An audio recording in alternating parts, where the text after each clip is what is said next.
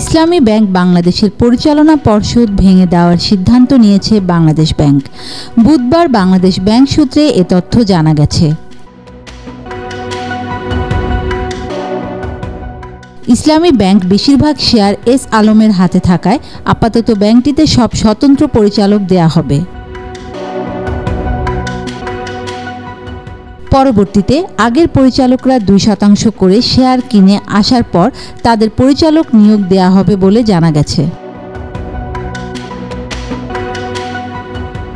2017 সালে ইসলামী ব্যাংক দখলে নেয় এস আলম গ্রুপ। ব্যাংকটির মালিকানা নেয়ার পর থেকে নামে বেনামে 75,000 কোটি টাকা বের করে নিয়েছে এস আলম গ্রুপ। ব্যাংকটির শেয়ারের 82% মালিকানা রয়েছে এস আলমের হাতে।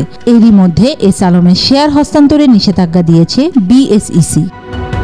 Desk news, media express.